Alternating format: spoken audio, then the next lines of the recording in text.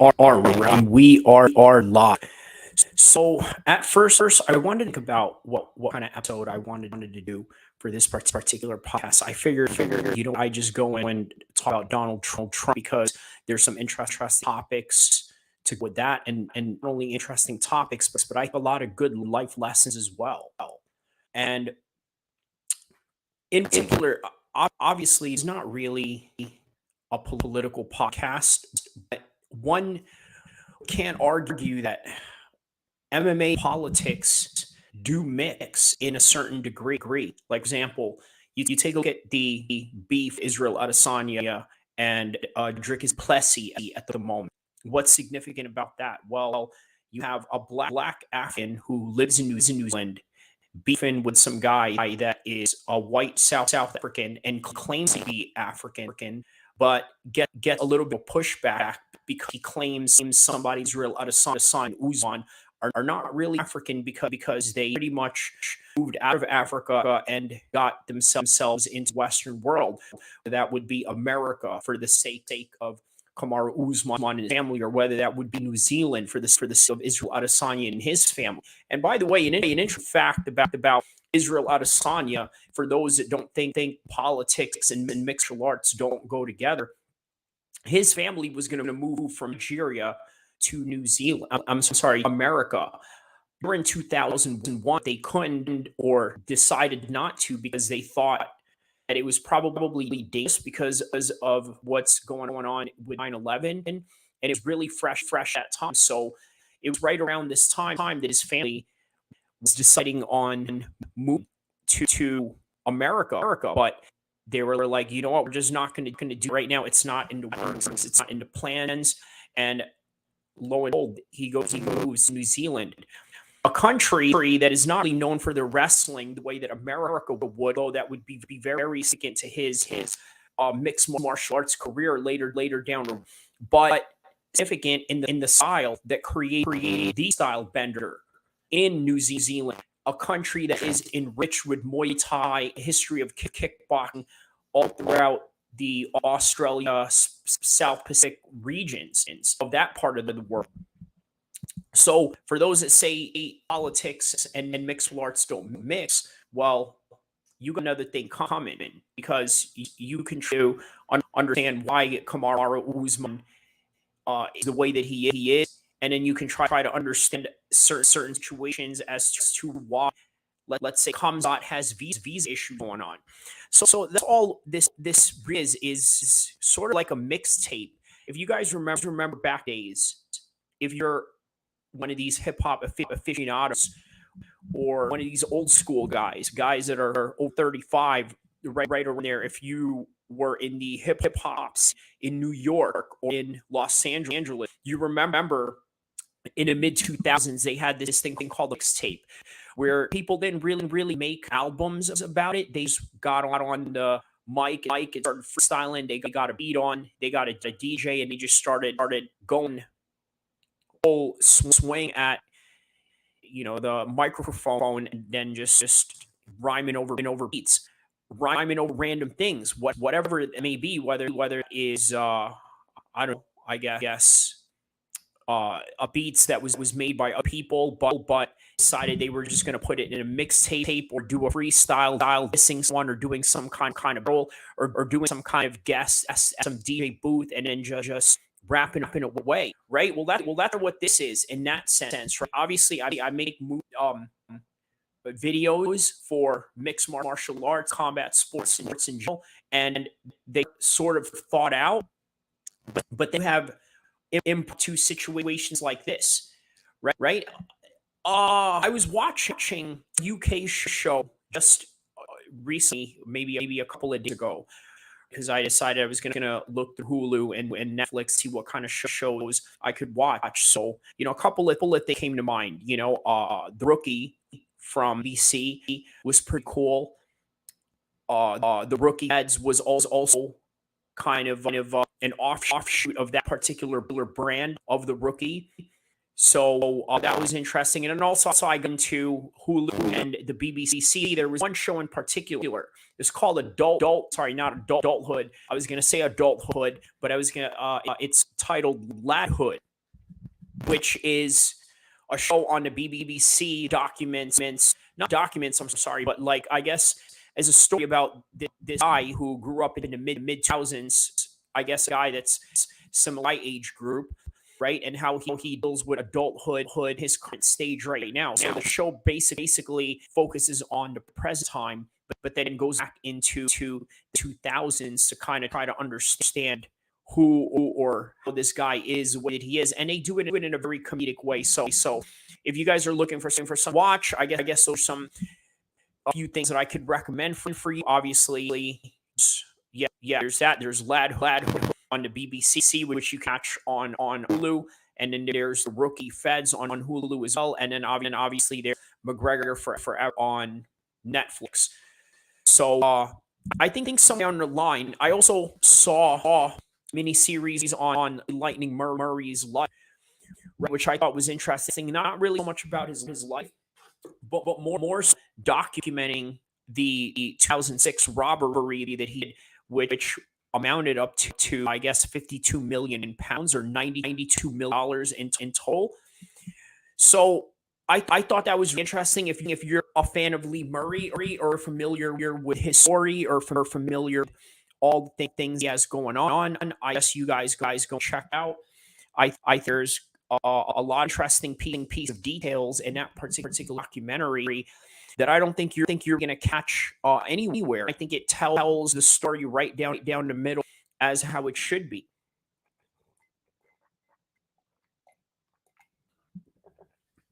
And was that important that I say that story of catching Lightning Murray tells it right down the middle?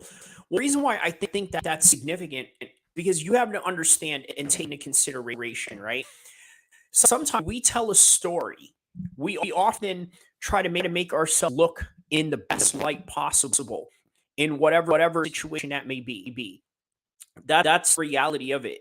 Most of us are never going to admit our fault to anything. You ever heard two people talk about the conflict that they have with each other? Oh, well, why don't you like this guy? Or why like this guy? You're talking to person A and person B. Person A says, well, I like him because he did this to me and did that. Person B says it's the same. He did this, he did that. But very few times you will run across somebody that actually says something effective of, you know what, it was my fault. It was my fault that I did this or I did that. It was my fault because I lost my temper, or it was my fault because I lost mine, or I just wasn't in the right state of mind at that particular time. I wasn't feeling that day as a factor to what led me to argue with you in such a vicious or this and that. Very few people are going to admit when they're wrong something, so they're always going to make the situations look very good for themselves and horrible for the other person in the party that we're talking about within that conflict that we're trying to understand in the story. So never a few. I'm not saying never, but very few people. Only a very special group of people can actually really look into themselves. Hey, you know what? I did something wrong here.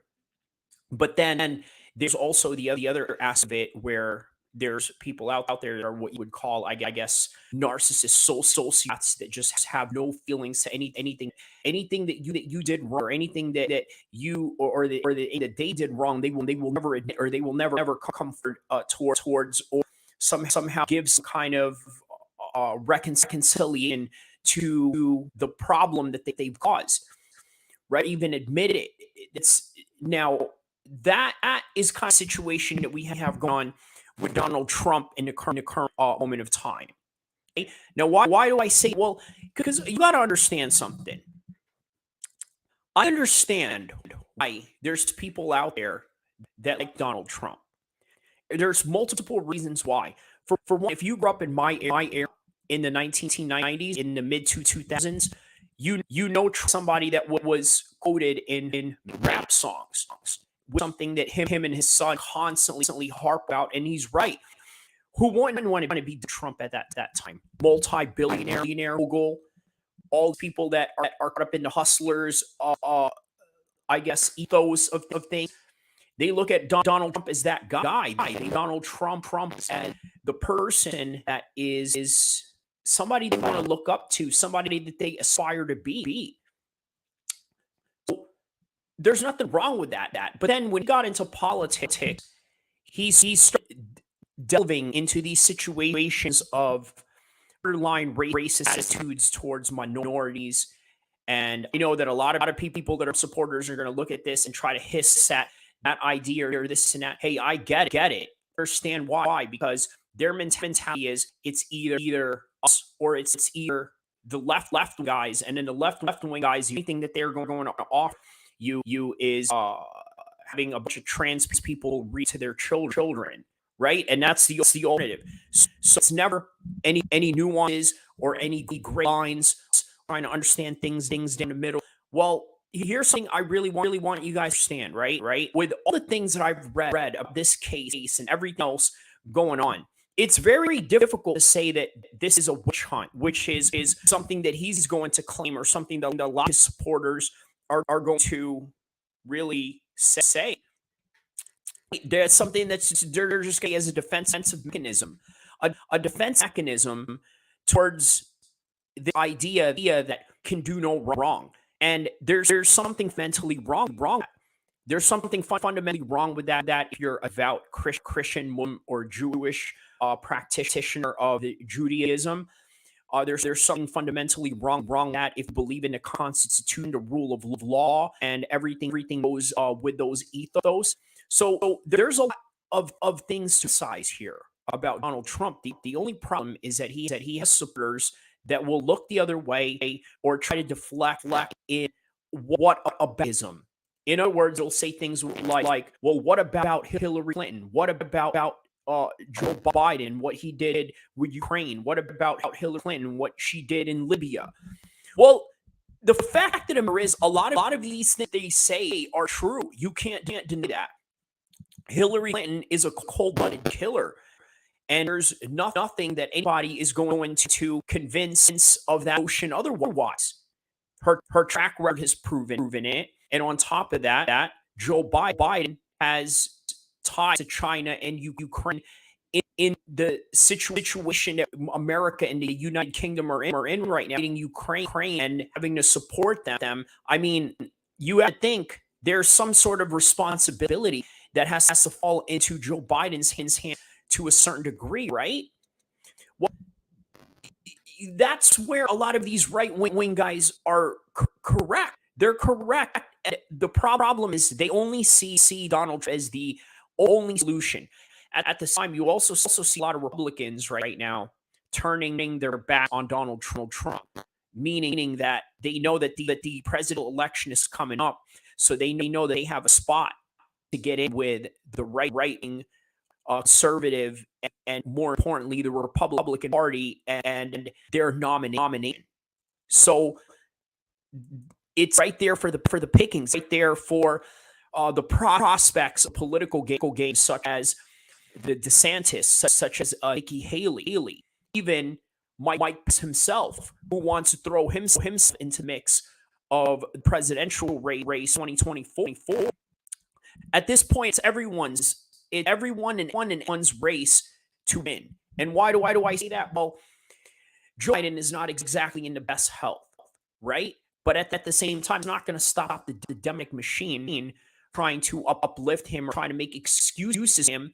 But by the way, in the same similar fashion that you see of Donald Trump at the moment of time right now, right? That's just the reality of this situation. So hold on just a second. I'm going to set time for my up and coming video that I'm going to publish in about maybe an hour or so after the stream. It's called "The Level of Violence Justin Gaethje's Dustin Poirier Will Bring at UFC 289 as opposed to Spence versus Crawford." So a little preview on that. What that is basically a video of me talking about why Justin Gaethje and Dustin Poirier are going to have a blood of a fight. So if you want to hear more on that, go click on that. Well, stay on this page, but then take a look at video section of this page. I upload it in. I'm going to premiere particular one on around, let's say, about 11:30 or so. Let's give it 11:30 day. Okay. So, but more on Donald Trump situation. Okay, because I think it's quite a fascinating story to really tell. So let's see here. Hold on, bear with me just a second. Okay, 11:30 a.m., which is today. No, 15. Set as premiere. Set up premiere. Ambient sounds of the premiere, and we're gonna have it 5 minutes right after. Okay, perfect. All right. So we got that scheduled for 11:30 to be exact. Okay. So now going back to let me see here. Let's see if I can invite some people on Facebook real. Hold on just a second.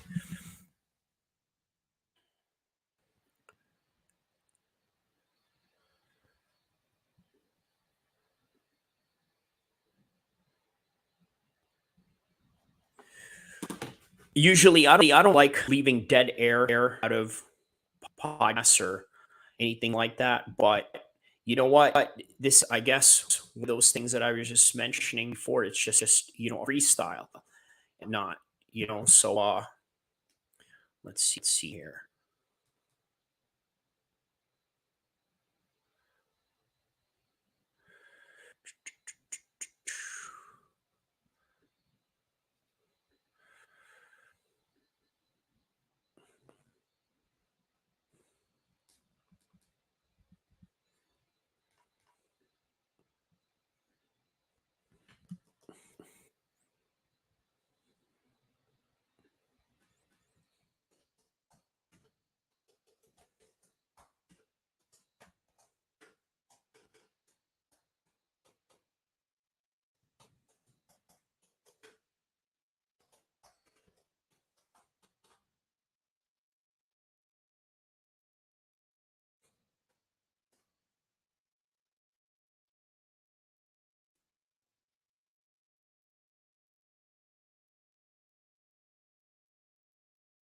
All right, right. So okay, perfect.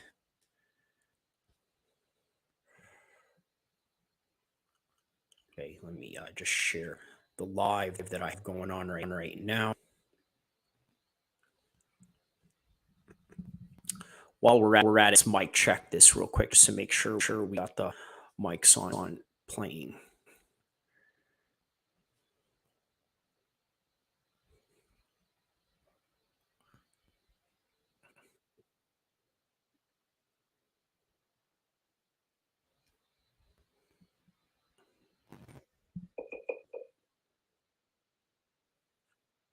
Mic check this real quick. Make sure. Okay, perfect. So definitely the mic is on. Mic is on. And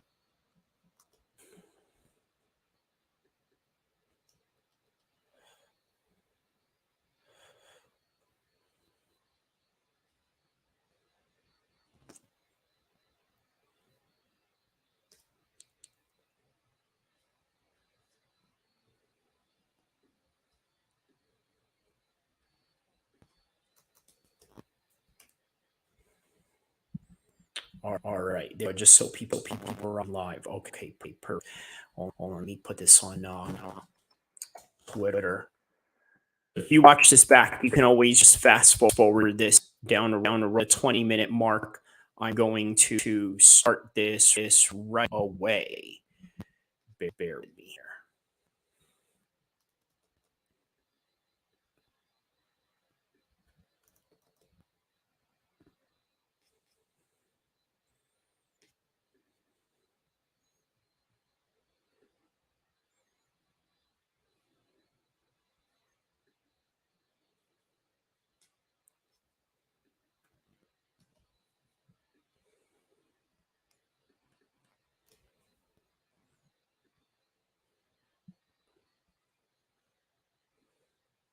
All right. Perfect. So here we go. All right. So as I was saying about Donald Trump, let's do this right here.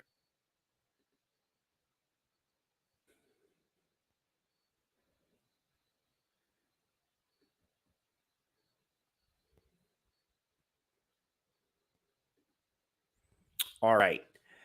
So this is what we have going on right now. So June 4th, the latest on Trump's historical federal indictment. Okay, so what we covered here, former President Donald Trump pleaded guilty to 37 criminal charges during a historical arraignment Tuesday in Miami after being indicted last week over handling of classified documents at Mar-a-Lago resort. So why I find this fascinating is because the question that people ask them is it really out of plausibility that Donald Trump break the rules? I mean, is Donald Trump the type of guy to play it by book or do what he's told, or is he going to be rebel rouser and go rogue on everybody?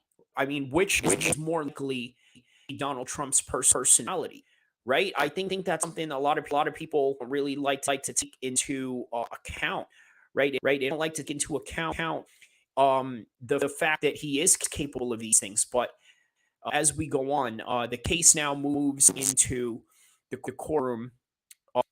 District Judge Aiden Cannon, a Florida Trump appointed judge. By the way, Trump's aide and co-defendant, Walt Noda, who was arrested booked alongside Tuesday, will be arraigned later this month.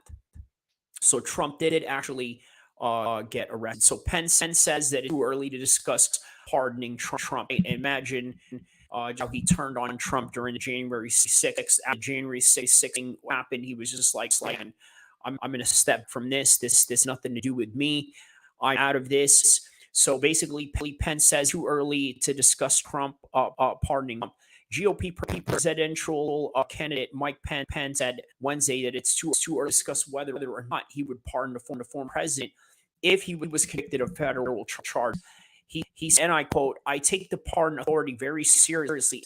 Enormously in power of someone in an executive position. And I think it's premature to have a conversation about that right now, guys." He said that on the Clay Travis Sexton show. So what's interesting about that Mike Pence has said that is because you got to understand this is a guy who plays by the book, right? He's known as a fundamental Christian, and quite frankly, he even turned on Donald Trump during the January 6th situation because they were going to try to catch Trump on incitement charges, and one can't argue that. I mean, come on, let's just be real. A lot of these rednecks are crazy. They were gonna do anyway. But one can argue that Trump gave a little bit of the push, said, "Hey, you know what? Mobilize your and do something about this. Your country is being taken from you."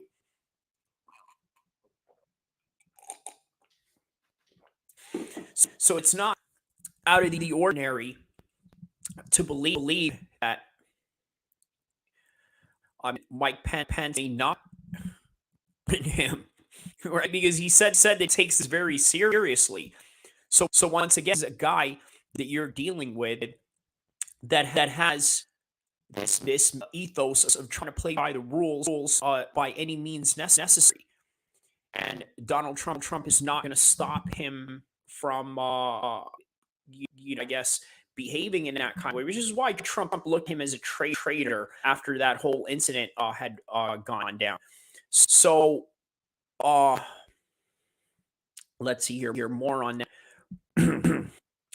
So Trump on Tuesday pleaded not guilty to 37 related of the alleged mishandling of classified documents. The charges present the possibility of several years in prison if Trump is convicted. Hence, his interview on a conservative talk got a little bit heated as the host Clay Travis tried to get Pence to direct say whether he would pardon Trump. Now, Travis pushed back at Pence, telling him that we respect when you are telling us what your decision be, I think you dodged a question and frankly not stepping up to the front of the leader, which in the past you've been to do. So to me, not answering is no.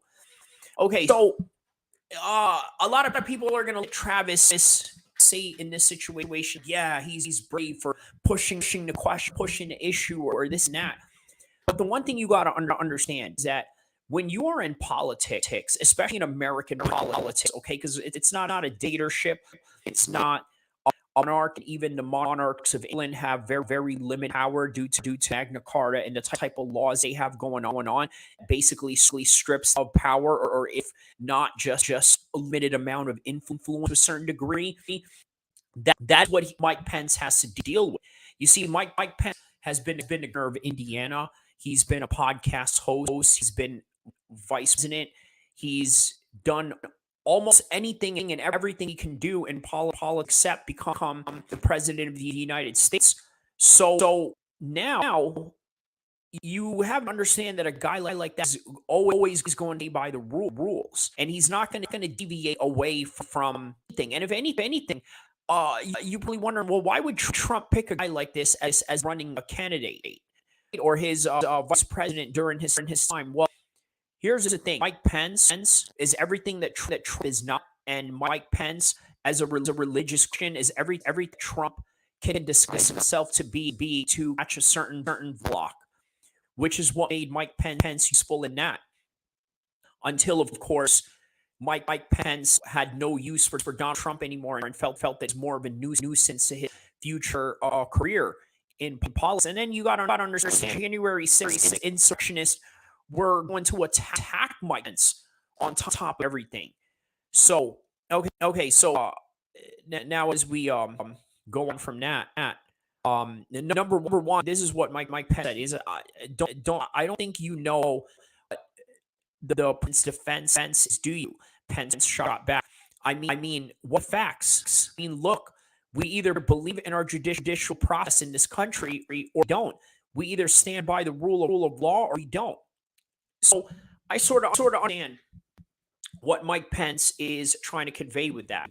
What he's trying to say is that sometimes the rule, not sometimes, but all the rule of law is bigger than all of us, right? So it's a way of saying I'm trying to play favoritism in any type of way. So speaking of Netflix and all these streaming channels, one particular movie or series that I saw about this is called Comey. Obviously about the former FBI director Comey, who was the director during the Trump administration. How Trump was begging for this guy to have a mafia-like loyalty for him, right? And so you got to think that with a situation like that, you want somebody, Trump wants somebody that is going to be loyal to him. Why? Because maybe wants to step outside of the rules a little bit to try to, I guess, experiment what he's able to do and not do.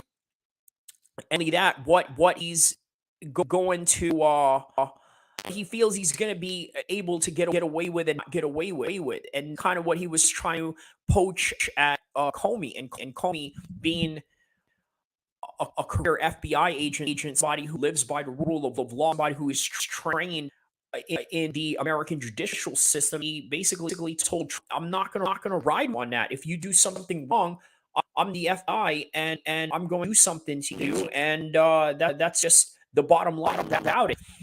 So Travis pushes back at Pence, telling him, yeah, with all due respect, man, I don't think you. Okay, so Travis then interjected. What I'm hearing is you're fine with Donald Trump being put in prison, and to me, so your vice president feels pretty respectful. Look, Travis is trying to do here, trying to get some a click, right? So that's something a lot of people have to understand. There's a difference between trying to catch clickbaits, which by the way is a very big thing in the modern culture of today, as opposed to actually living by the rule of law and trying to everything fair in that regard, right? So what did Mike Pence say in response? He said that his standard, Mike Pence said his standard rule is that he doesn't discuss hypothetical situations. I think he's entitled to make defense, entitled to have his court. And look, let's let's take it one step at a time. The former president said, I think any conclusion, anyone running presidency of the United States that would be prejudiced facts of the case or prejudice the invasion into President Joe Biden or his fate is premature. Let's let the process play out. Let's follow the facts. And I promise you, President of the United States, I will do just that. And at the same time, Travis is sort of correct on that. I mean, he is kind of dodging the question. He is trying to play the political game in terms of not trying to step out. And then Travis is a content creator. He's somebody who has a show. He has to the buttons a little bit to try to get attention. So the analysis are why Trump is charged under the Espionage Act by CN Zachary Wolf. So it is true that most crimes, 31 out of 37 counts that former President Donald Trump has been accused of committing stems from an Espionage Act. But it is a complete mischaracterization to say that Trump has been accused of espionage in the definition. Now, the federal indictment released Friday described him as sloppy hoarding classified documents at his private clubs. After all, not selling secrets to a foreign country. Okay, so that is something that's important to understand. He does have these in his position, but Trump is not selling it to other foreign countries or giving it away. Now, why would he still keep it in the first place? You got to understand, maybe the reason why he wants to keep it in the first place is because of the fact that, let's just say that, hey, he wants to have a certain amount of power. He wants to, I guess, leverage it to his advantage to any degree. And that's not impossible to take as consideration, right? So, okay. He's not selling foreign countries. According to CNN legal analyst Carrie El-Kheer, a typical spy would be charged under the Espionage Act, but so would someone who improperly retained national defense information. In this case, former President Trump hasn't been charged with spying for a government or espionage as we normally think about it, but has been charged with willfully withholding national defense information, which is the way the case that looks like this normally charged. He said, Cordero, who was a former counsel to the Attorney General for National Security. Now, an outline of laws related to classified and sensitive information by Congressional Research Service describes the system based on a complex and often overlapping set of issues or individual provisions with a status. There is a single law meant to cover all of these cases while mishandling or inappropriately storing national security material clearly a risk. One obstacle is convincing Trump be that he didn't appear to be using it against the United States, selling it or giving it to a foreign country, rather just being about having it. Okay, so that's exactly kind of what I said, to use it to his manager leverage any kind of way, and bragging about it. Is that really fetched from understand how Trump is as a person? Braggadocious is being loud in the way that he carries himself and being out there saying, look at me, I got this, and look what you got, and look what I got, and this and that. It's not that far-fetched. So a separate argument being put on Trump's behalf is the president's authority to declassify information. So Trump cannot have improperly held this classified information, but Trump, according to the indictment, it is on tape referring his material as still classified, and admitting that since he is longer president, he lacked the ability to classify it.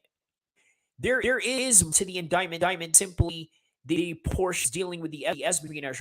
Trump is accused of withholding corrupt concealment and scheming to conceal documents in a federal investigation, along with making statements.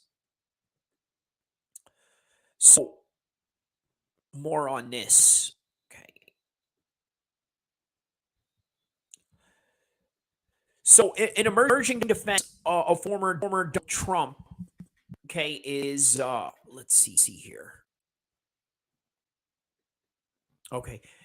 So an emerging defense of former president is that he should not be criminally charged. The federal indictment released on Friday describes him as sloppy hoarding classified documents at his private clubs. There are some examples of that a talking point. Okay, you may hate his guts, but he is not a spy. He did not Espionage Act, according to Senator Lindsey Graham of South Carolina, said the charges are ridiculous and paint an impression that doesn't exist. Look who's been charged under the Espionage Act: Julian Assange, Edward Snowden, Chelsea Manning, people who turned over classified information to news organizations to hurt the country or provide foreign power. That did not happen here, according to Graham. Trump also made arguments during appearance in North Carolina. They are going after me under the Espionage Act. That's like the creation of missiles in your basement. He said. Joe Biden's Justice Department is trying to argue Trump is a spy, which is really absurd, according to Fox News by Brian Kilmed on Monday night. Is it true for crimes? The 31 out of 37 counts that Trump has been accused of committing stem from an Espionage Act, but a complete mischaracterization to say that Trump has been accused of the Espionage Act in common definition. It is also true that plenty of people, including in recent years, have been charged not just for willfully leaking information, as cased by Graham, but also for retaining it, like Trump. For example, a retired Air Force officer, Richard Bickham, who was sentenced earlier this month to 3 years federal prison keeping classified material at his Florida home. Now, Bertram was charged under the same portion of federal law that prosecutors have accused Trump of in the Espionage Act. So, once again, right, it's not far-fetched to believe that Donald Trump has different reasons of why he's keeping right now. It may not be just the fact that he's committing espionage or he's out there trying to give away secrets, but it is highly plausible that someone like Donald Trump just wants to have it for his own ego. Once again, is it really that far-fetched to believe that Trump's ego got out of him in terms of trying to understand the rule of law and his limitations as president? You answer that question because there's plenty of tapes and plenty of, I guess, character evidence that you can somehow Trump as to try to understand him as who he is, and he's not really that much of a complicated person. I'll tell you something that I think bothers me about a lot of people right wing, right? They defend Trump as if he is sort of symbol of this giga Chadism, this person that is a symbol of what is considered being based. Okay, this is something that a lot of the young kids say nowadays. Oh, you're based, or this and that. Well, let me explain to you what based means.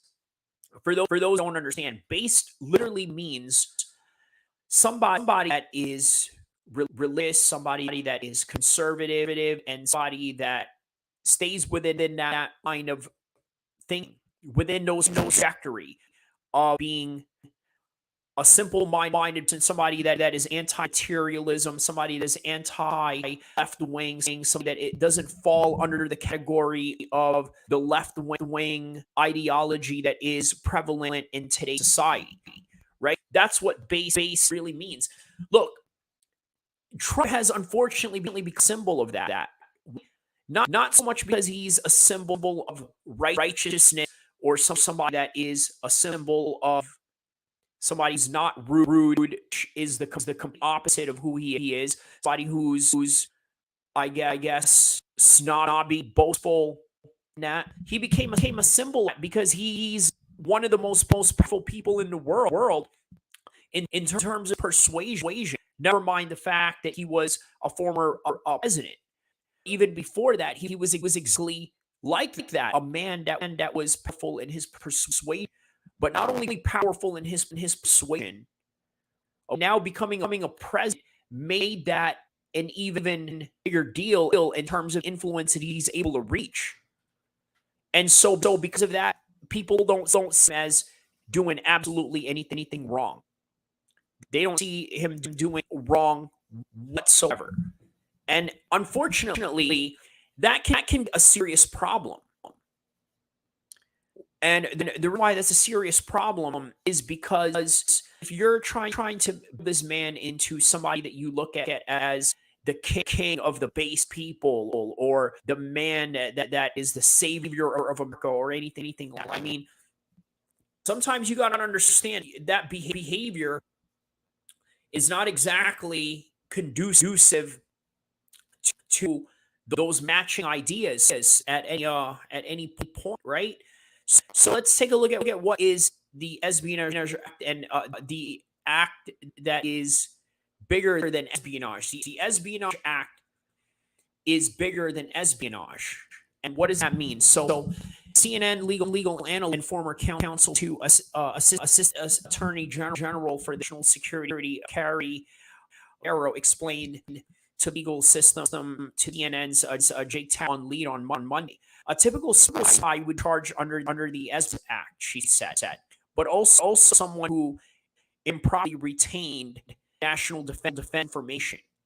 In this case, former President Trump hasn't been charged with spying for a foreign government, espionage as we normally think about it, but he has been charged with willfully withholding national defense information, which is the way that a case like that normally charged, Cordero said. She also said that in the national security legal community, there is discussion of citing laws related to national security information out from the Espionage Act, complex systems of law, an outline of laws related to classified and sensitive information by congressional research scribes assist based on a complex and often overlapping of statutes or individual provisions with statuses. In other words, subjective ruling to who's ever desire. That's what I say, right? There is no single law meant to cover all these cases. All mishandling or inappropriately storing national security material is clearly a risk.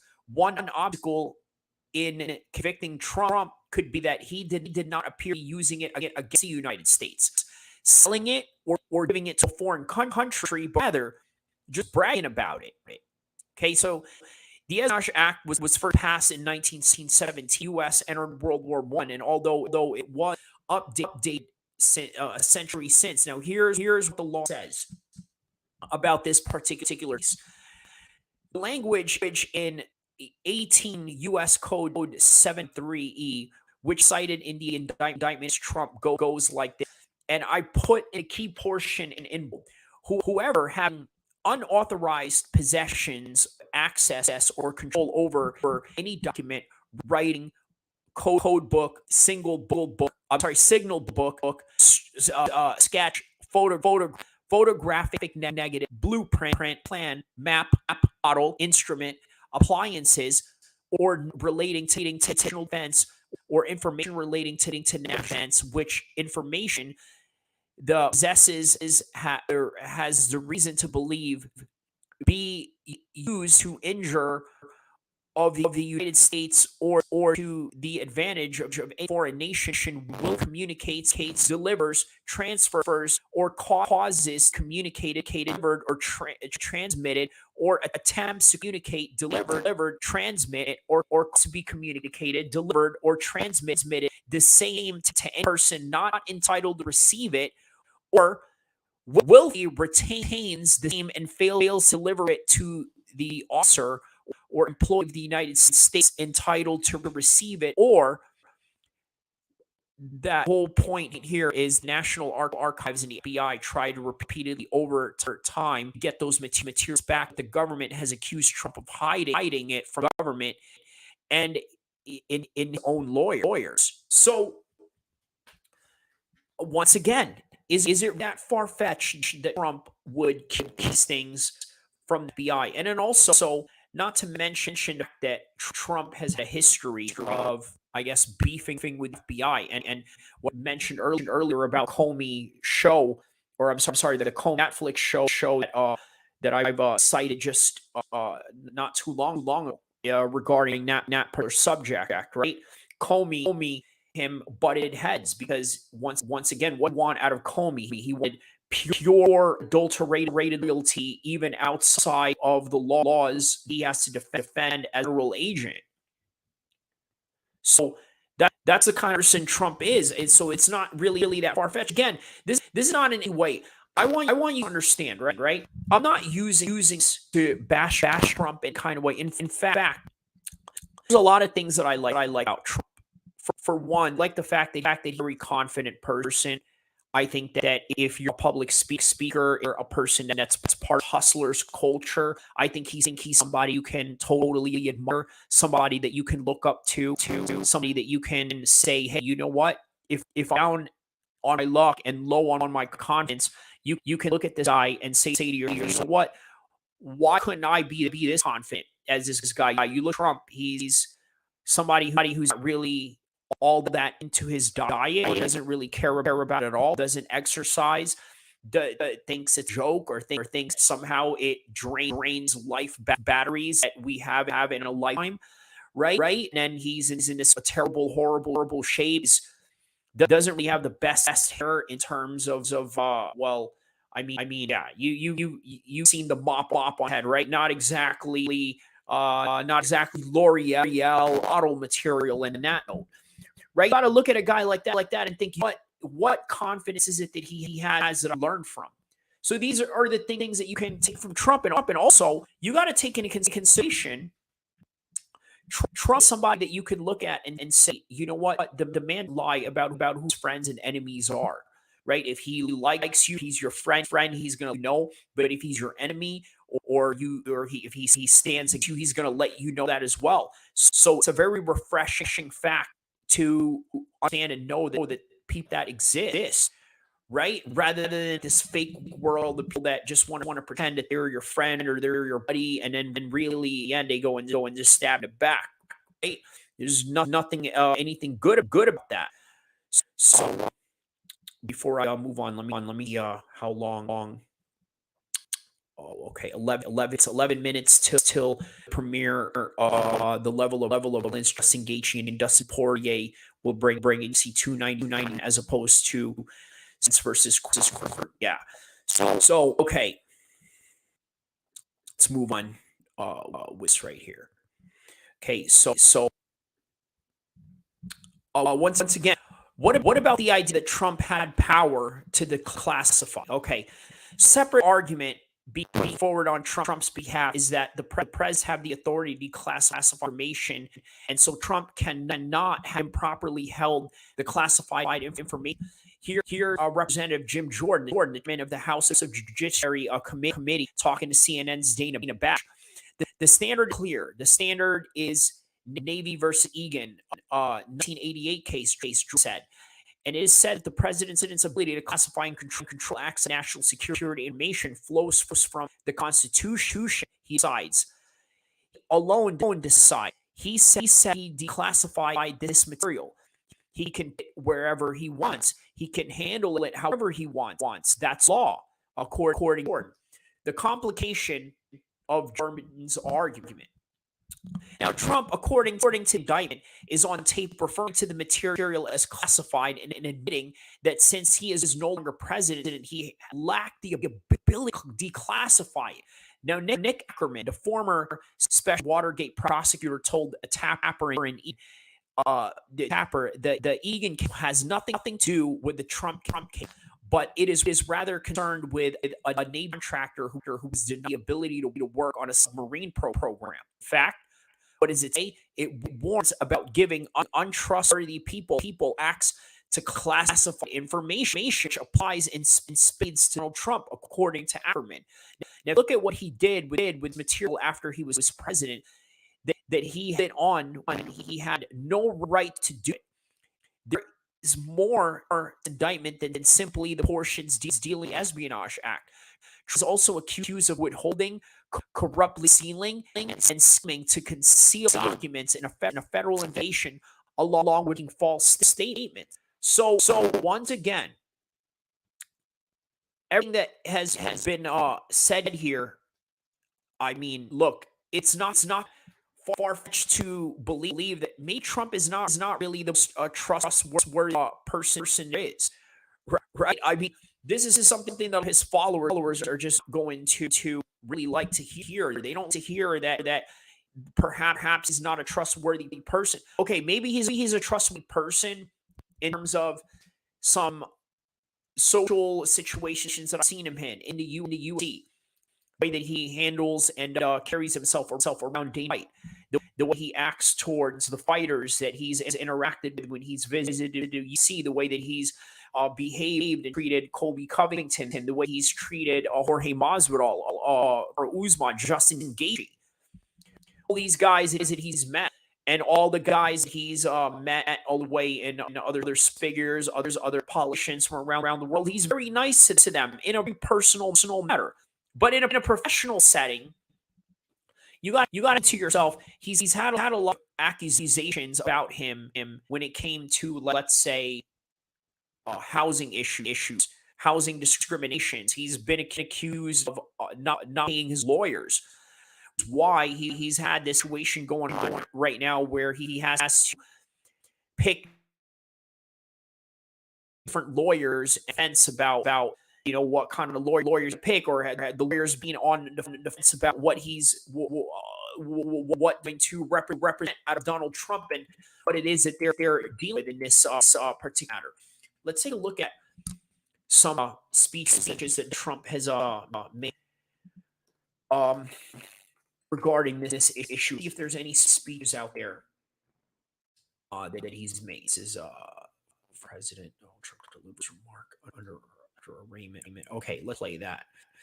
Okay.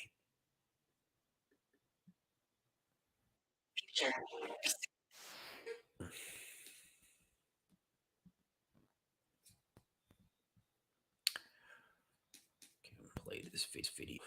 So I'm gonna play the premiere of the video right here as well. But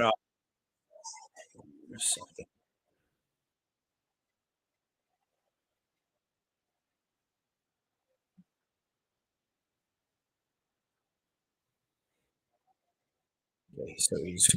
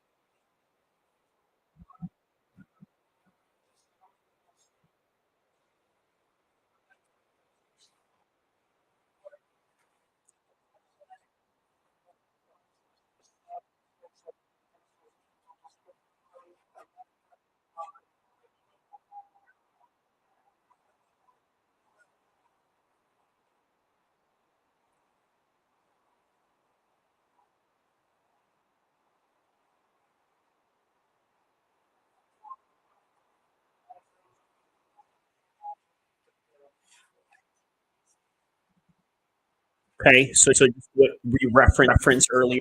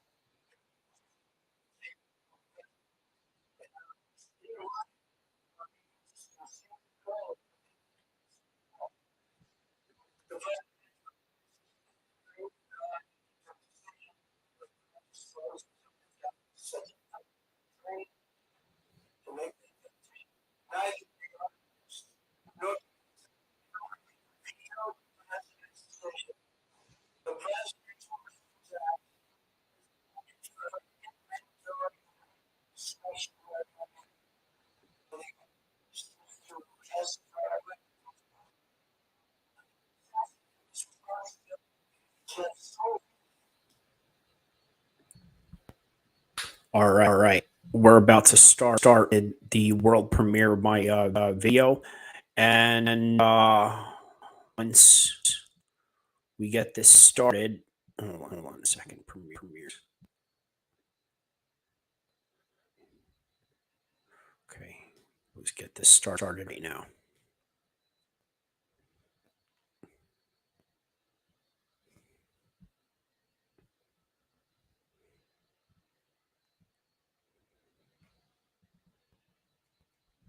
Okay, so it's taking a while for this to start. Hold on just a second here.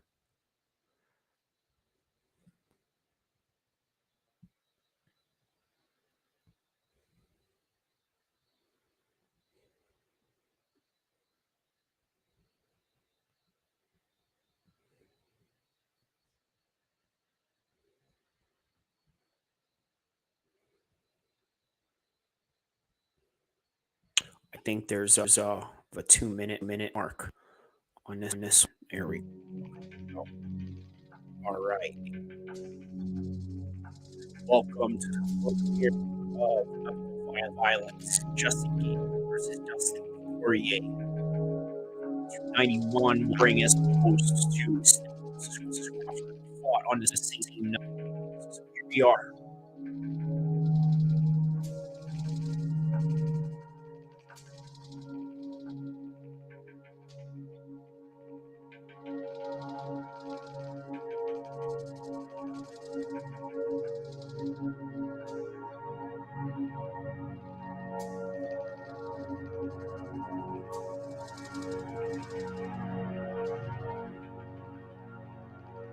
Looks like we got a minute before this premiere starts. So yeah, we'll just a little bit on Donald Trump saying a couple of mentions about back of 1917.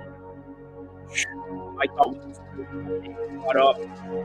He also brought up accusations of Clint's done during his subs when he's talking with Bosnia situations that with that. So what basically Trump is trying to convey to people is that there's really no difference in the way that let's say he conducted Elvis president and as opposed to anybody else. The way that he goes with it is he's simply saying like everything that I did standard and the rule of law, but there's other people that otherwise. So it's insane to think that in the history of the United States, we're actually going to have a president that could potentially just go to jail, right? This is absolutely unheard of. You look at other countries, it's just not something that's happening. They're not sending their prime ministers for their presidents or things like that. But then he also mentions that it is like style of interviews and the way the way that the United States sees acting towards him. So I mean, it's really interesting to see where any of this is going to go. But in the meantime, we'll go back to Trump's speech. We have to finish off the intro, right, and just premiere of this video. So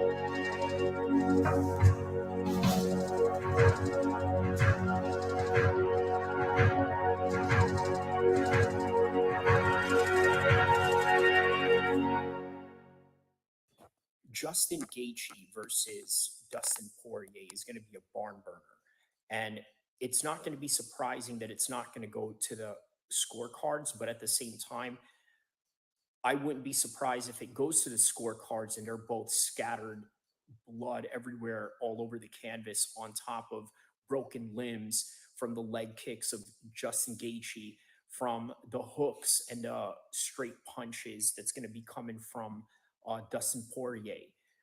They're definitely going to be pouring it on, but I think the way that this fight is going to end, it's going to end in a finish, but it's going to end in the later rounds. Now, both guys have a great track record of being able to go the distance, being able to go the extra mile when it comes to fighting through adversity and then fighting through the hardships of whatever it is that they're facing in that particular moment in the fight.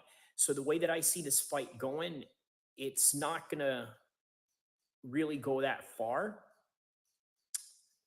But at the same time, I don't see this fight going in in a positive direction for their long term career. Okay, that's the best way to really put it. Um, a lot of these guys, not just Justin Gaethje or Dustin Poirier, but they take a lot of damage throughout their careers. I'm talking about boxers, MMA fighters, Muay Thai fighters, even wrestlers. There's just a certain amount of bandwidth that your body is going to be able to handle after years of abuse. Even professional wrestlers go through this. But when you're talking about Justin Gaethje and Dustin Poirier, a lot of their damages have been well documented, and you can't help but think that there's going to be an extra factor into this fight. So what does that mean? That means that it's not impossible for Justin Gaethje to finish off Dustin Poirier, but at the same time, it's also not impossible for Dustin Poirier to finish off Justin Gaethje. Now, what is the more likely scenario? I think that Justin Gaethje is more than likely going to be the one getting finished, but you never know. Now, am I saying that's an official prediction? No, I'm just telling you like exactly how this fight goes in terms of their habits, in terms of what they've done before. But at the same time, you can't really not take into consideration the fact that both of these guys have just been taking significant damages all throughout the years, and how this is going to factor into how they're going to perform that night. Now, I think Justin Gaethje is going to have a lot of good leg kicks. He's going to have a lot of good calf kicks, just like Dustin Poirier, who's been adding that to his arsenal, as you've seen in his Conor McGregor fight. Now, who's going to have the better leg kicks out of the both of them? You can say that Justin Gaethje has done it a lot longer. You've noticed in his past PFL, WSO, J fights, when it was the World Series of Fighting, you've noticed that he was able to utilize that early on in his career. Not so much with Dustin Poirier. He was more of a boxer stance type of fighter. Didn't really throw as much kicks as he really did up until the recent times, up until maybe going all the way up to the Dan Hooker fight, and maybe even before that. But he's not really known to be a kicker.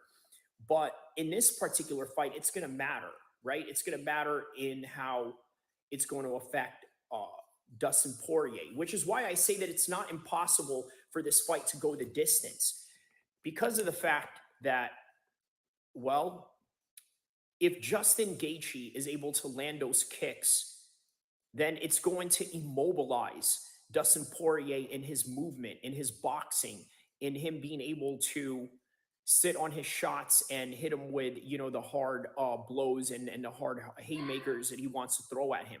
Well, the reality of this fight is that one guy is more likely to finish the other, but it's also highly unlikely that they're going to go the distance. Unlike the competing card that they're going to basically showcase on that same night, which is none other than Terrence Crawford versus Errol Spence Jr.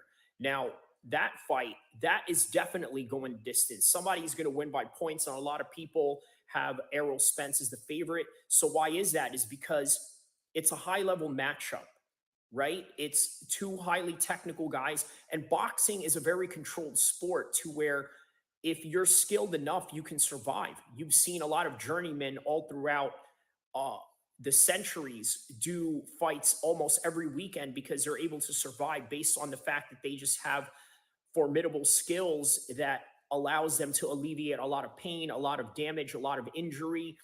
Well, guess what? Justin Gaethje and Dustin Poirier are definitely not that. What they are is an absolute barn burner of a car crash, which is why they're doing it for the BMF belt. And that right there is the world premiere of my latest video for this channel. So go and check that out. In the meantime, let's go back. Go back. Oh, sorry about that. Let's go back. Well, Donald Trump, right here. Let's see here.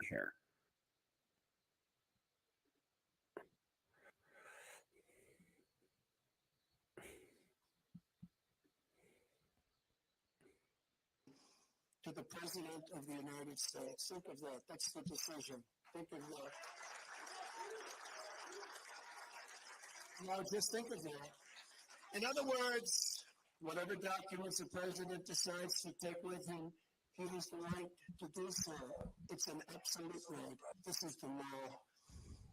And that is something that people have now seen, and it couldn't be more clear. They would have dropped this case immediately because they're destroying the country. And this is why no other president, even those who kept far more documents than, has ever been even investigated, let alone charged with a crime.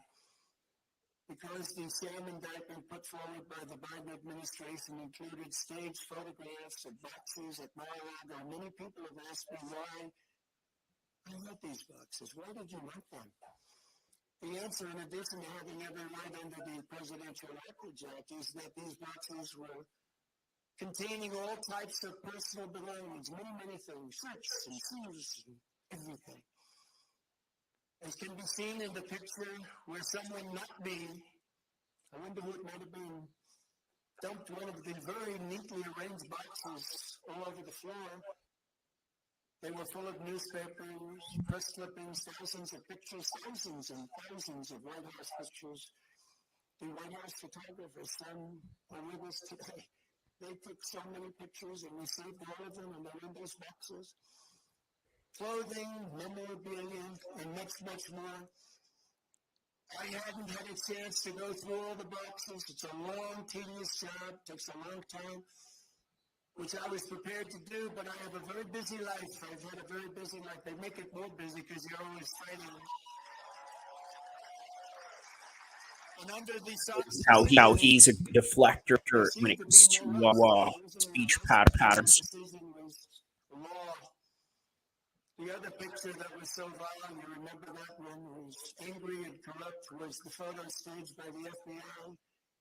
And those that raided Mar-a-Lago, they were putting documents all over the floor. Remember that famous picture? All over, said confidential. Wow. Pretty crazy accusation towards the FBI. And it was supposed to be there, like, it was that way when they raided. It wasn't that way. They put them there, took the picture, and released it illegally to the press. They took my medical records, my passport, my birth certificate, and apologized. They even brought a safecracker. This is a professional safecracker that brought into Mar-a-Lago. And they broke into my safe, and you know what they found? Nothing. There was nothing there. Nothing there. And zero.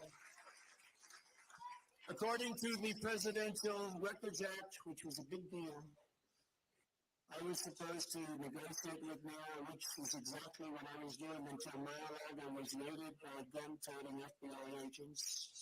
I had security tapes of it. I gave them security tapes of everything. In a flagrant violation of the Fourth Amendment of the Constitution, which protects the right against unreasonable search and seizure.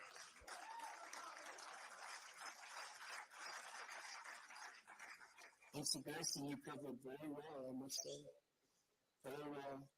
I'm not the one who thinks I'm above the law. I'm the one that followed the law. I'm the only one. It's Joe Biden and his corrupt Department of Justice who think they are above the law. Never before have the true standards of justice in our country been more starkly revealed. Joe Biden had troves of classified documents from his time as vice president and even as a senator, which was completely and totally illegal. In fact, other senators heard about it. Dick Durbin heard about it. You have to see his response. There's no way that's totally illegal. Took him as a senator out of his stuff. They were shocked when they found out. They actually thought it was impossible to do. Biden sent 1,850 boxes to the University of Delaware, making the search very, very difficult for anybody. And he refuses to give them up, and he refuses to let people even look at them. And then they say how he's behaving so nicely. Many of Biden's classified documents were in Chinatown, D.C., Chinatown. which is shocking considering his family receives so much money from China. I wonder how many times the friends of ours from China reviewed those documents. Chinatown, D.C.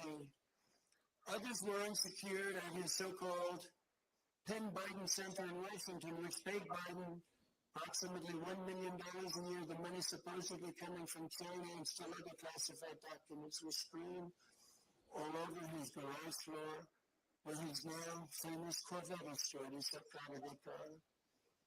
There was no security, and the door was left open most of the time.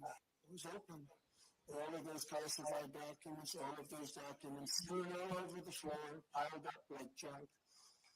Unlike me, who had absolute declassification authority as president, Joe Biden as vice president had no authority to declassify and no right to possess the documents. He had no right. Instead of falling under the Presidential Records Act, Biden's actions fell under a much stricter Federal Records Act, which has very, very tough criminal penalties. Yet nothing happens to Crooked Joe. Nothing happened. Have you heard anything about the big search for his documents now? I don't know. Most infamously of all, Hillary Clinton set up an illegal private server in her basement, you may have heard this term, with the deliberate intention of violating public information laws so she could hide her pay-for-play scandals at the Clinton Foundations or whatever. Hillary stored vast quantities of classified and sensitive information on her illicit server. Some of it happened to leak. It leaked into Anthony Weiner's computer. Remember Anthony Weiner? Oh man, Into his he versus computer, Anthony Ellen Weiner. Weiner's computer. And all of it was illegal because thankfully she was never president. She didn't have the powers to declassify.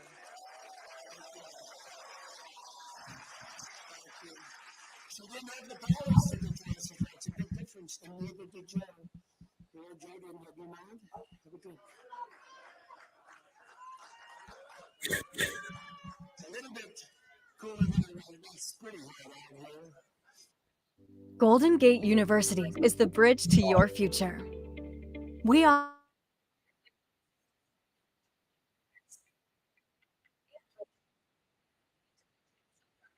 Oh no, no. Hold on just a second. Okay, here.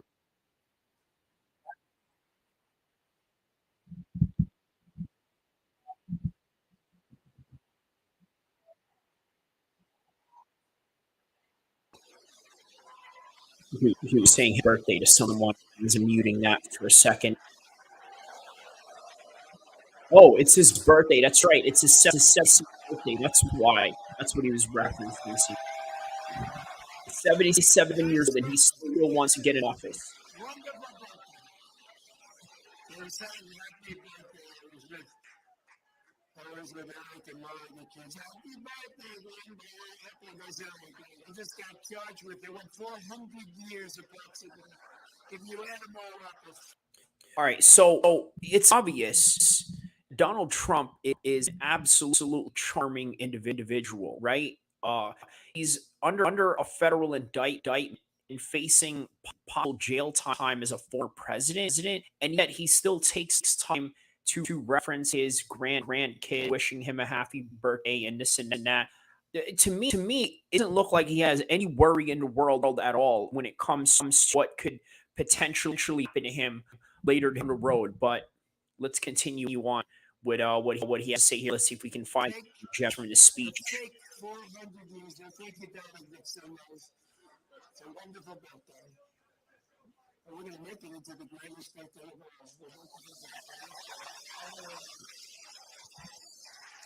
When caught, Hillary then deleted an acid wash. Nobody does that because of the expense, but it's pretty conclusive. 33,000 emails in defiance of a congressional subpoena. Already launched. The subpoena was there, and she decided to delete acid wash and then smash and destroy her cell phones with a hammer. And then they said, I participated in obstruction. Now think of it. That's called obstruction. There's never been obstruction as grave as that. She did this in the face of everything, and yet Nobody did anything about it. The FBI and the DOJ protected her, did not issue subpoenas, did not use a grand jury, did not execute search warrants, and then the corrupt head of the FBI, James Comey, declared no reasonable prosecutor would bring a case. Can you believe it? And that was just one of many items. Hillary Clinton broke the law, and she didn't get indicted. Joe Biden broke the law, and in many other ways we're finding out. And so far has not gotten indicted. I did everything right, and they indicted me. But, you know, we're serving as a great example. In the case of Bill Clinton's national security advisor, remember that? Sandy Berger. He was caught stealing classified documents from the National Archives, very big ones, very important ones, by stuffing them in his pants. That's pretty. And putting them also in his socks. And he destroyed them and cut the tape with scissors, cut them all up. What Berger did was highly illegal, but he was given nothing, no jail time, nothing happened. There are countless other examples. Bill Clinton, who I happen to like, hard to believe, right? Before I did this, I was actually quite friendly with him. Nice guy. They said he used him a little bit more as an advisor in the 2016 election. He said, you know, you better get to Wisconsin, you're going to lose. No, we're not. You better get to Michigan, you're going to lose. No, we're not. They did. Bill Clinton lost the nuclear codes, and absolutely nothing was done about it. He lost the nuclear codes. The George W. Bush White House lost 22 million emails, a record. NARA cannot assure complete transfer of any of the Bush records. The documents threatening. So one of the things you could really take out of this is the whataboutism. What about Bill Clinton? What about George Bush? What about Barack Obama, which he hasn't got to yet?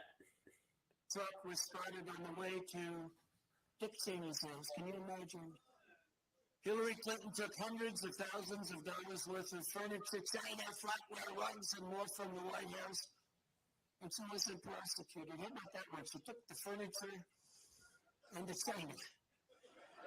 How about if Trump did that? Do you think Trump would have a little problem? The horrific violations of my rights by crooked Joe Biden's weaponized Department of Injustice. He said she took China.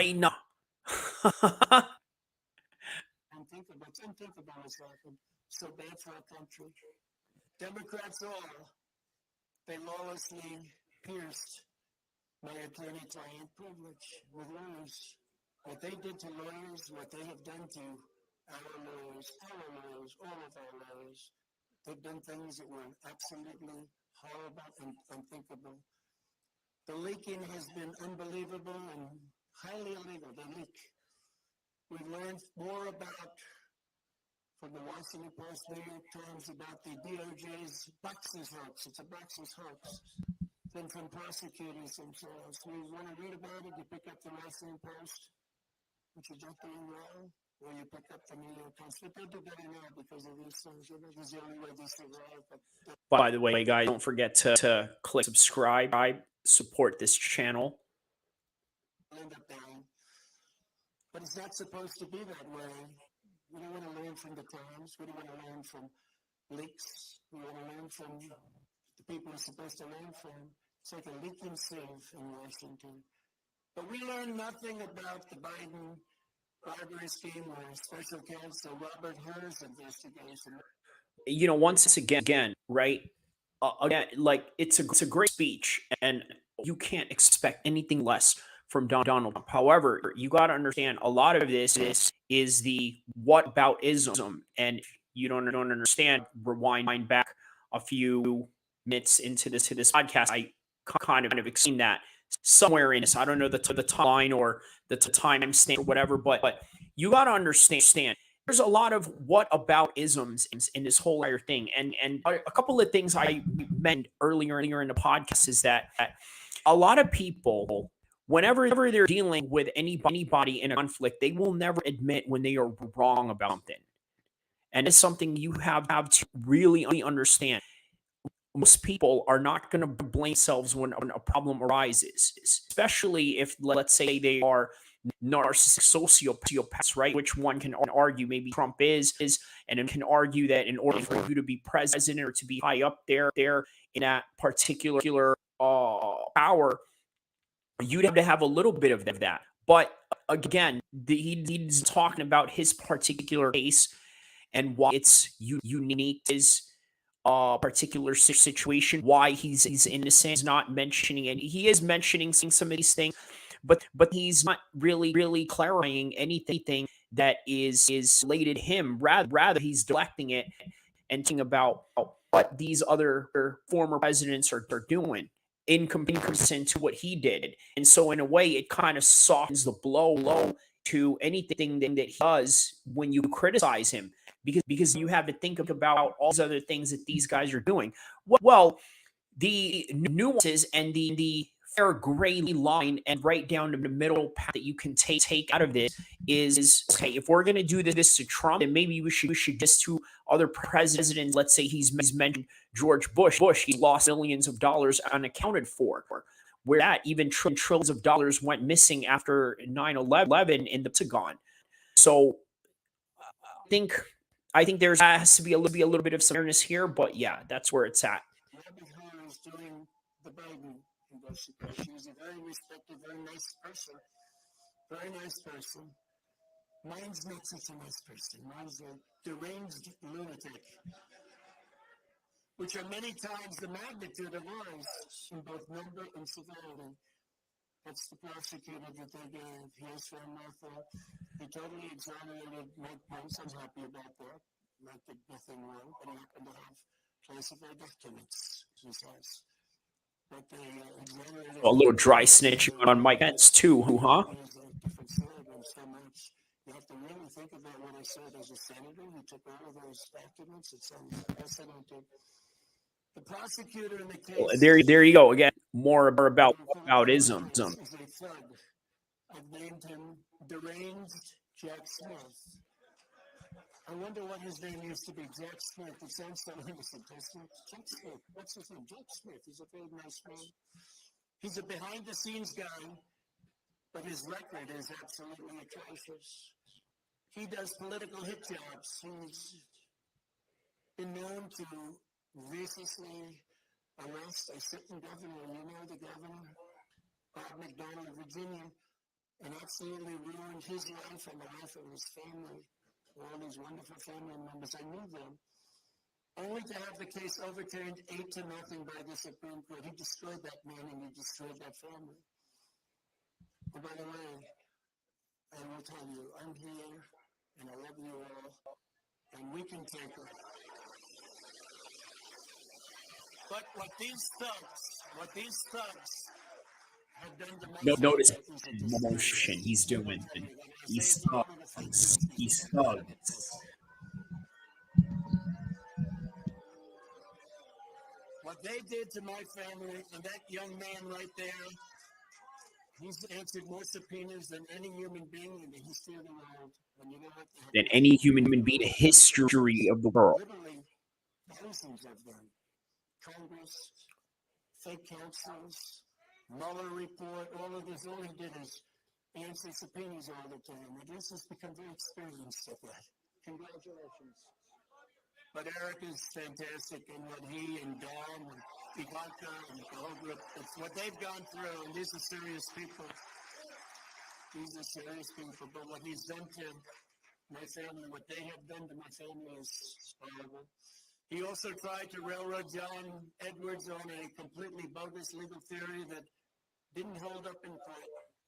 It's no wonder this raging lunatic was shipped off to The Hague to prosecute war criminals using globalist tribunals, not beholden to the Constitution or the rule of law. Two things Jack Smith clearly disdains. You take a look at this guy. He looks like a thug.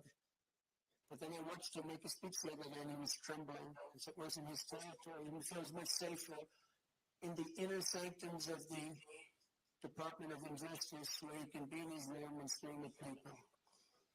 He's a raging and uncontrolled Trump hater, as is his wife, who also happened to be the producer of that Michelle Obama puff piece.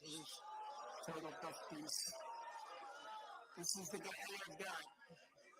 Don't forget, this persecution is being done by the same weaponized agencies that for 7 years have been running illegal psychological warfare campaigns against the American people, much as if they were trying to destabilize a foreign country. From the Russia hoax to the no collusion Mueller witch hunt to impeachment hoax number 1, impeachment hoax number 2, the 51 lying intelligence officers. How about them?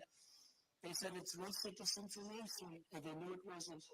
It's made about, according to some of the great pollsters that are right here, made from anywhere from a 10 to 17-point difference. And yet we still got more votes than any sitting president in history in the second election. And we actually did much better in the second election than we did in the first election. The fake dossier paid for by the Democrats. How about the fake dossier? Remember that one? I think that was easy to go home and say, hello, darling, how are you? When they read about that. It wasn't easy at all. Spying on my campaign. We caught them spying on my campaign. The FBI, Twitter files, and so. All right. So far, the way that Donald Trump is conveying this entire story in particular part of the speech is he's calling a lot of persecutions being done him in terms of being bullied, being singled out, and being targeted, especially by the FBI and all these different agencies he believes wants to take him down. Look, here's the thing, right? When you do wrong, sometimes it's easy for you to say that, well, everybody is after me, or everybody is a witch hunt, or this that.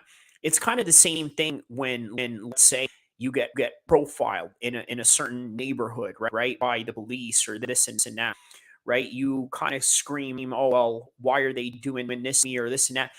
Anything. Here's something you gotta understand: is racial profiling a reality in terms of what's going on out there in the world? Yeah, it's a very real thing. But at the same time, you also got to look at the objective truth. And the objective truth is that a lot of these people do bring it upon themselves, right? Right? You know, it's the term of what you call the attractive nuisance or attraction to nuisance, right? In other words, it's if you drag a gangbang, okay, you're creating an attraction, a nuisance to who? To other gang members want to take you out that believe you're a rival or an opposition to any kind of way, or to law enforcement may deem you as somewhat dangerous or ability in their terms of safety. Well, Trump doesn't understand that maybe the FBI has a particular case that is committing a certain act of fraud or a certain act that is unlawful that they want to look at. But again, it's always human nature, or the nature with a narcissist is to always say that well, I'm the one's being victimized here. So much more. It's all been a battle of disinformation, one thing after the other, and all to protect the radical left.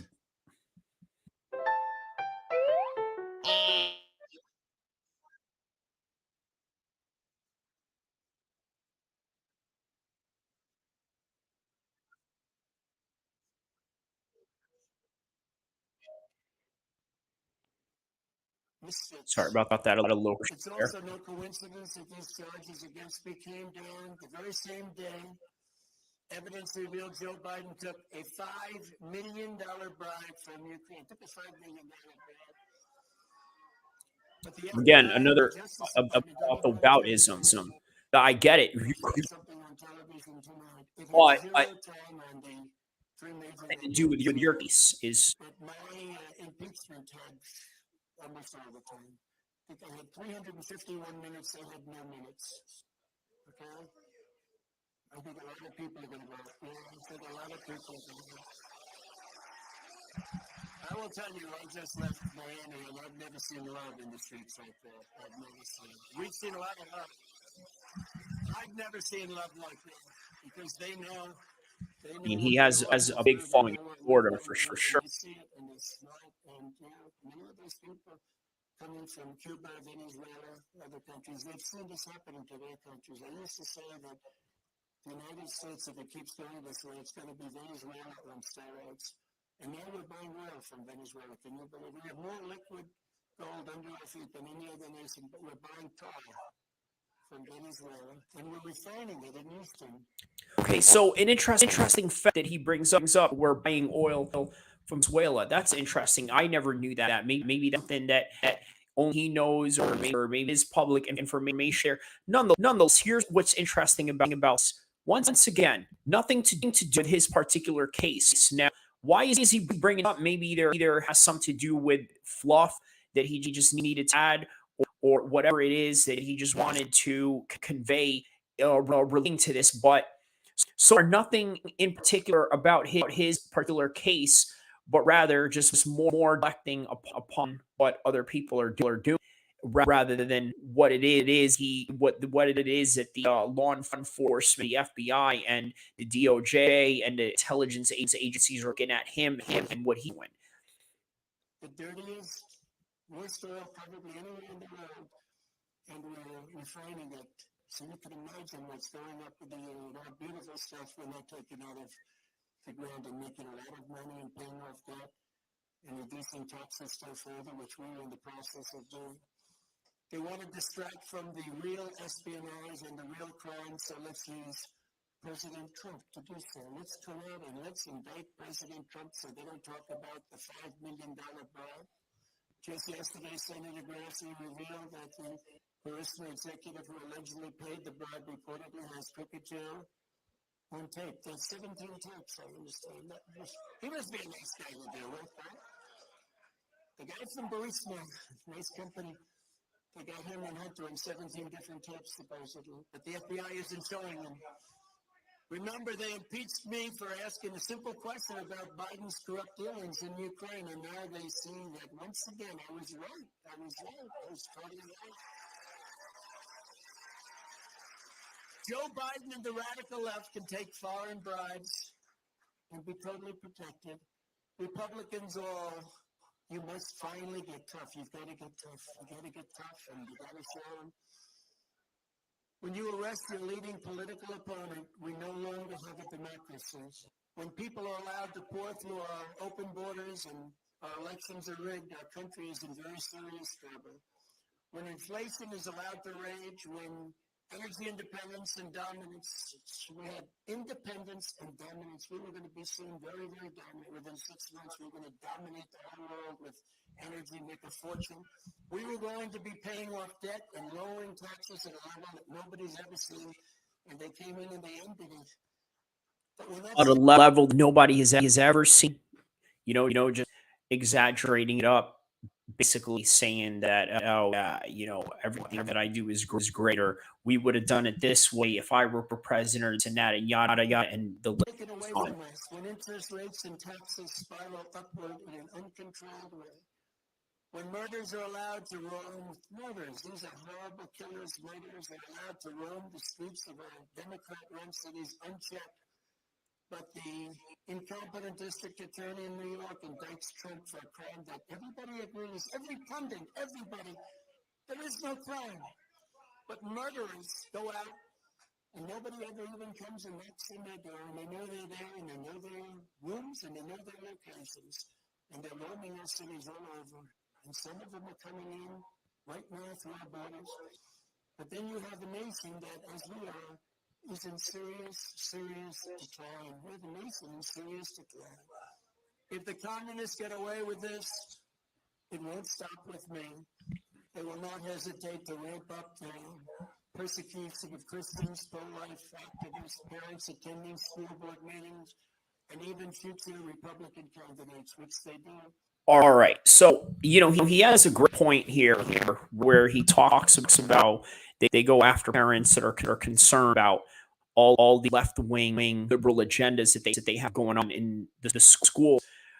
And here's what you got to understand. He's absolutely correct about bringing this up. And once again, this is the reason why Donald Trump is a very important figure in term of the type of person that can speak for an alternative point of view in this crazy world of liberal agendas in today's modern age, right? So he's wrong about these things, but once again, none of this has anything to do with the serious case that is in front of him. Just a whole lot of deflecting that is going on.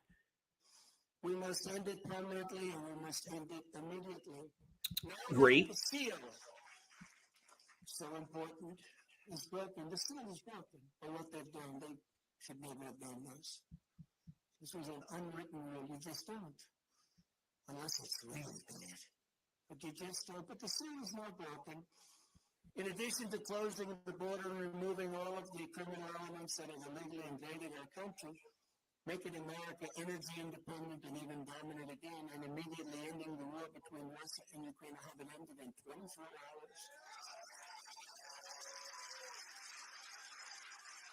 I will appoint a real special prosecutor to go after the most corrupt president in the history of the United States of America, Joe Biden, and the entire Biden crime family. Name a special prosecutor. And all others involved with the destruction of our elections, our borders, and our country itself. They're destroying our country. And when I'm reelected, and we will get reelected, we have no access. We're not going to have a country anymore. I will totally obliterate the deep state. We will obliterate the deep state. And we know who they are. I know exactly who they are.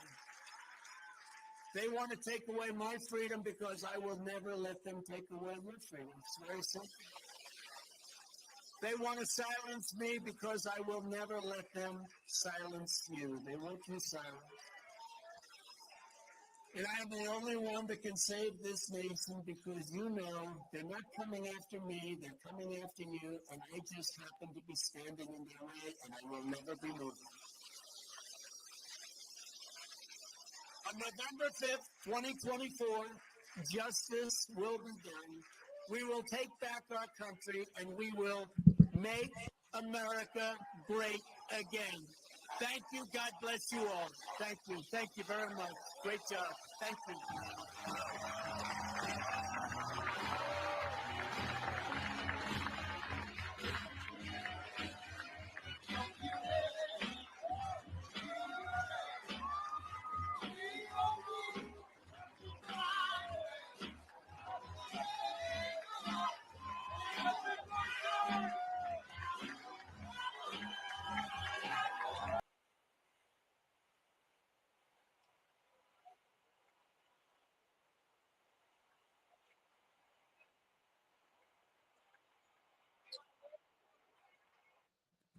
All right, so that's basically the end of Donald Trump right now in terms of in terms of his speech response to that. So yeah, once again, we're just freestyling up. Yeah. So I wanted to play this particular video with Chris Eubank right now. Let's take a look at this. Share screen.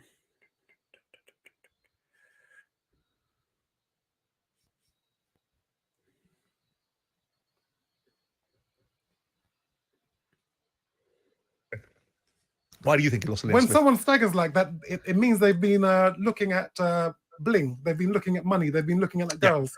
They've not preparing. Yeah, they think it's easy. Yeah. And when you think it's easy, even a fighter of his caliber can beat you and look good doing it. He's a world-class operator, Liam Smith, as well, though, isn't he? Sorry, I come from a world of bigotry and racism. Okay? In the 1990s, it wasn't. In the 1990s, they wouldn't have allowed me to fight a man like Liam Smith. Why is that then? You fought lots of fighters. You fought. I want to watch you fight Dan Sherry. And what's the point? The point is the caliber of the fighters he's fighting. Yeah. Or the caliber. When fighters are being trained by who I call physical education teachers, they're not learning how to fight. But Roy Jones Jr. Roy Jones Jr. Okay, Roy Jones Jr. This is a credit I give him. Okay, he taught my son patience, but my son, it seems to me, hasn't used it. You're supposed to combine the patience with that speed and that crack in your punches. And can he beat him now? Can Chris? Because I don't think he can. Can Chris come back, your son, and avenge the I was at the fight, and I watched it, and I picked Liam Smith to beat him, and I pick him to beat him again. You're his dad. You know him. He's now got serious, or might be getting serious, because he didn't prepare this fight properly. He's got the same people around him that you think are no good for him. Can he win this fight? David Hay called me the other day and said he doesn't spar. He does everything that he wants to do. He's got yes men around him. And so it seems to me, by what David Hay said to me, that he's still not listening. And so, and so I don't know, because I don't watch anymore, because I have you know what it is to give 10 years of your life to the concentration. I've got to get him money. I've got to bring his name up. You think it was easy? 8 years I suffered. But why is it Chris? It's him.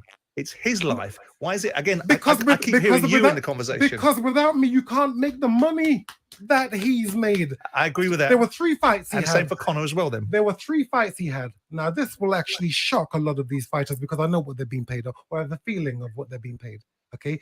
3 fights with fighters who were like Yildirim, okay? $9 million. $9 million. I got him that. He can't make that money without someone like me. They're paying these guys £60,000 a fight. Let me tell you something, okay? What's going on is a disgrace. That's a lot. It's a racket. It's a racketeering. Surely you know that. Now, I don't think it's great. I agree with you. Be specific, Chris. What in terms of racketeering? What's racketeering? What's going on? Connor said it beautifully on. Okay, so that's quite interesting. I'm going to read you a few things that I kind of read online about this particular subject. So, by the way, shout outs to Race, one of my friends on Facebook. Right, he shared this particular video, Chris Eubank, and wrote something effect. The irony of Eubank Sr. calling him arrogant was that he was one telling him he is going to be great than Andre Ward, Floyd Mayweather, and now that he has created a monster. He reads it. You read what you sow, buddy. Was Eubank Sr. responsible for creating this mess, or was it inevitable? Yeah, that's a great question. It's a combination of both. To answer that question, right? I think that here's the thing, right? Like there's a lot of dads out there when you have dealt with, let's say, sports, right, or one of these sporting programs. A lot of kids, doing soccer or football, as they say in Europe, basketball or wrestling, MMA, karate. All these, there's always going to one overzealous dad that is going to want to put your kid to the absolute brink and right. And there's absolutely nothing wrong with that. But then there's all dads in that same regard that, how do I say this? You're very arrogant in the way that assess their kids. In other words, tell them the truth about the reality of who they are or what it is that they need to work on, right? Rather, they create this monster to say, like, well, you're the greatest ever, or this and that, without really having earned any of those notions said to them. Piers Morgan, I don't know what happened. He's the only one who doesn't know. Everyone else knows. Everybody else in his team knows what's happened. He doesn't know what's happened because he is the mark. I've been in this situation. It's a very unique perspective Chris is giving, because what he's basically saying is the relationship is very different between. It's like having a football coach. Different. When these fighters go into a ring, it's a different relationship. And I understand more of his point than I did at the beginning of the conversation about the nature of why people would be also complicit in outcomes. Look, these guys are making, how do you pay a trainer 10% or 5% when, what do you know if you've only had no fights, if you've had 5 fights, if you've only been an amateur? How can you be paid 10% of a fighter's money? What would Chris be saying? Listen to this. Would he be saying, I was just about to say the same I'll tell you what he'll be saying. For Christ's sakes, Dad. I'll tell you what he'll be saying. Well, yeah, well, he's always right. Or he always thinks he's right. Right. And for boxing, again, I am protecting my son. With what? With 52 fights, 24 world championship fights, Oh, we know your track 19 record. world championship wins, never losing a fight which wasn't a championship fight. Yeah. But then you got a letter and he doesn't want you around. Hold on. When's the last time you spoke to him? Hold on. I got to tell you about the beatings. Those the two last beatings I took from this Carl Thompson. Yeah. Let me tell you what. This gives me the credibility to actually protect my son, no matter what he says, because he hasn't been through anything like what I've had to go through, and I want to protect him through that. He doesn't have the constitution I have. As they say, okay, hard men create easy times. Easy times creates parasites. All right, so that's it. That's interesting that he said that. Right. Reading more on the comment of my Ray C's post here. Right. So Michael Kelly says no problem. No. He's Michael Kelly said the problem is that Eubank is not as Eubank Jr. in particular is not as extreme as his father. His dad did say to him the Eubank with the Louis Truex program years ago when Chris was the son was 15, had said to his dad, just want to try it. Eubank, the father boxing is not for you. Someone replied to Michael saying he was extreme max, and that's what needed to be a great. I don't think Junior has that either. And Michael says in response, yeah, look, a very few men can take a horrific thing and come back from it. Just the same with just the same with just same or no. If not, in fact, more grumping. He did it sometimes. A man who understood code. So he responds, absolute machine. I was a Ben fan. Eubanks whole shtick used to irritate the F out of me, but no denying skilled, dedicated, determined, and an epic fighter here he was. Then he responds, Ben was a bad boy and unquestionably a true hard man. Right. Michael is basically replying to a comment regarding about Ben, but Yank had extreme psychosis to the absolute core and beyond when it came combat. Night Ben was an arm trained, ABA trained to make himself tough. Bank made himself tough by setting absolutely extreme standards on himself. Honestly, I don't know how much about their backgrounds, just used to watching. By the way, that's an interesting thing about Nigel Benn. He was a former British Army military. So then he writes, honestly, I don't know much about their backgrounds, just to watch them both every fight during my teens. Very different fighters. Eubank always the difference between them was a puncher and a brawler. He was a brother. Gotta admit, looking back objectively, he was kind of had point. But holy s, both of them had mental fights. Was a tragedy what happened to McLennan. Honestly, him versus was probably one of my favorite times. I don't remember ever being excited by boxing before or since. Ours barely touched my chair on the fight. And then Rashad replies, and how right was he? Yeah, how right was he? I think Junior started believing in his own press, a la Rocky in Rocky 3, and not uncommon story. You get a few big paydays under your belt, and all of a sudden, getting up 5 a.m. in the morning to run 10 miles in the rain just doesn't look appealing. And then Sam Baldwin writes, so Junior just isn't that good. It's not that deep. His fitness levels and durability are very good, but his boxing ability is very average, at least slightly average. The guy is a domestic level at best. Yeah, so that's people who just want instant gratification. You got to work. This is boxing. Mm-hmm. It's modern day gladiator. Chris, I get what you're saying. This is where you lose your life. This sounds harsh on you. Oh no, but hang on, Chris, this is the harsh I've lived. But Chris, it seems like Chris Jr., your son, doesn't want to listen to you. And so he has to feel. That's it.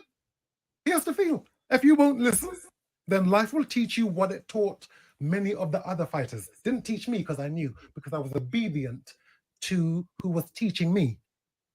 Yeah, I was obedient. I listened. Do you understand? I trained in such a way where I was working out what this person can do to me.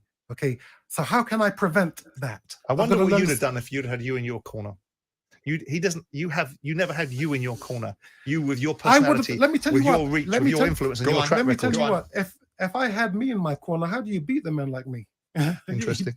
Yeah, how do you beat? Put some headphones on like Steve Collins. You have to take advice. It is arrogance when you shut your ears. I agree. Arrogance, and what arrogance gets you is what it got him in his last fight.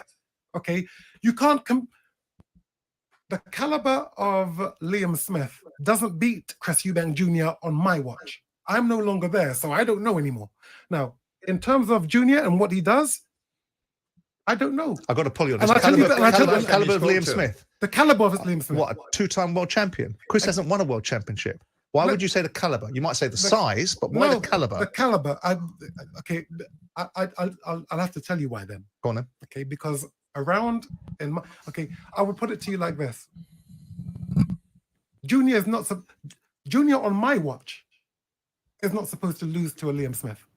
On my watch. On the watch of these PE teachers, yeah, anything can happen. And anything did. Now, did he lose to Billy Joe Saunders on your watch? Yes. Yes, he did. Did he lose to George Groves on your watch? Yes. But if you don't listen, you're going to feel. Oh, so now he's not listening when you're in. He can't win. He can't win now, can he? He has never listened. Make your mind up, Chris. 1 minute. No, I've made up my mind. You're just hearing it for the first time. Okay. He's never listened.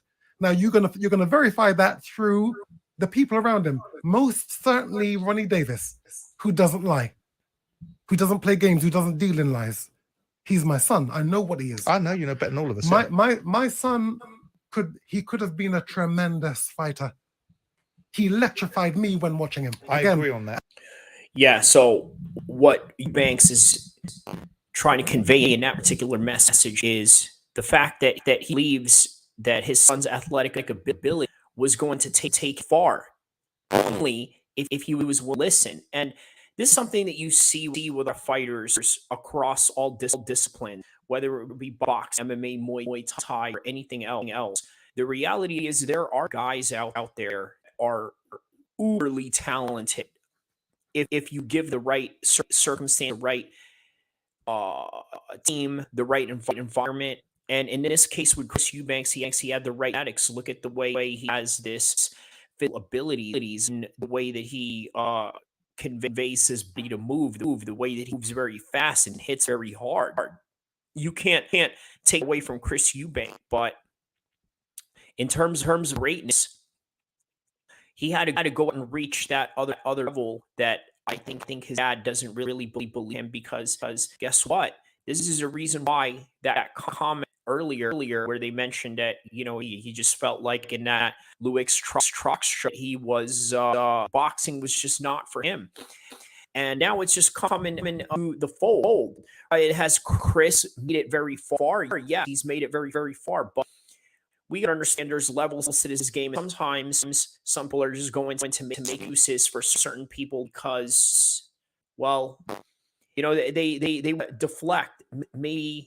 Maybe that they wanted to deflect the fact that Chris just not that talented enough. And when you're in with a one-on-one situation and a one-on-one fight, one guy has to come out on top. And guess what? The Canelos of the world, Mayweathers, the Khabibs, John Joneses, they're an absolute minority. But he hasn't been, has he? Because he doesn't listen. And when you don't listen. And sometimes it goes beyond just in Jamaica. Listen.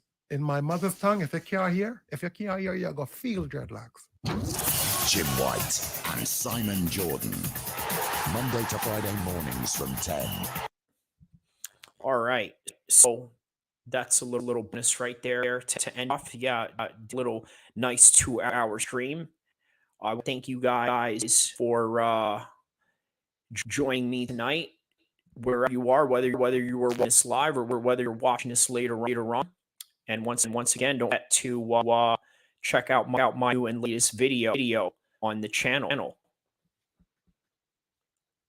Enjoy the fights.